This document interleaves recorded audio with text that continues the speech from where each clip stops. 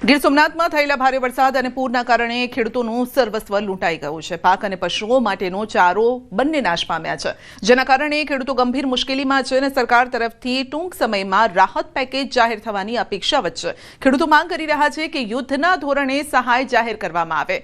તેઓનો આગ્રહ છે કે પ્રતિ એકર 50,000 રૂપિયાનું પેકેજ મળે અને જેથી આગામી સિઝન માટે બિયારણ અને ખાતરની વ્યવસ્થા થઈ શકે।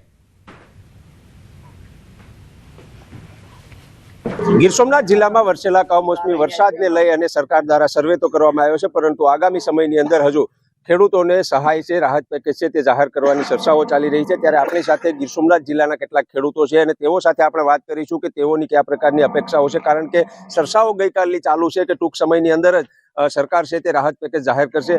હવે સરકારે જે ઘાસચારાની જાહેરાત કરી છે એમાં જે પશુદીઠ 7 કિલો આપવાની વાત છે।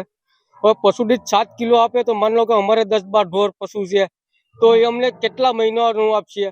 અમને આખા વર્ષની તો આશા નથી, કમસે કમ 4 મહિનાનું જો પશુદીઠ ઘાસચારો આપવા આવે ને, જે 7 કિલોની વાત છે એની જગ્યાએ 10-15 કિલો ઘાસચારો એક પશુદીઠ આપે એક દિવસનું, તો અમને સરકાર પાસે એવી અપેક્ષા છે કે અમને 2 થી લઈને 4 મહિના સુધીનો ઘાસચારો આપવા વિનંતી। એ યુદ્ધના ધોરણે કરે જેથી કરીને વિષમ પરિસ્થિતિનો સામનો ન કરવો।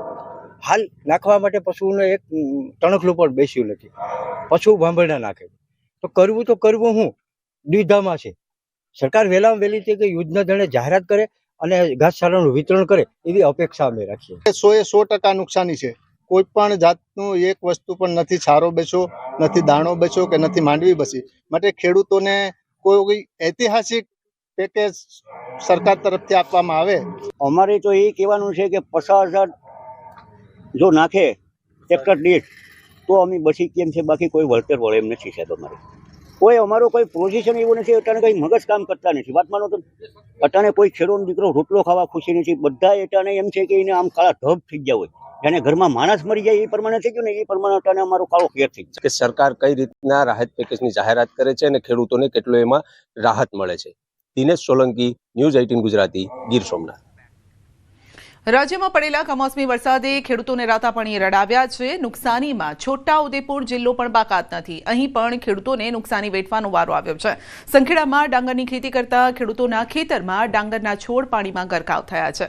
2500 વીઘા જમીનમાં ડાંગરનો પાક સદંતર નિષ્ફળ ગયો છે અને તુવેર, કપાસ જેવા પાકોમાં નુકસાન થયું છે અને ત્યારે સર્વેની ટીમ ન આવતા ખેડૂતોની આશાઓ પર પાણી ફરી વળ્યું છે। સંખેડા તાલુકામાં સર્વેની કામગીરી નહીં કરવામાં આવતા આખરે 4 થી 5 ગામના ખેડૂતો મોટી સંખ્યામાં મામલતદારને આવેદનપત્ર આપ્યું અને તેમના વિસ્તારોમાં સર્વેની કામગીરી શરૂ કરવામાં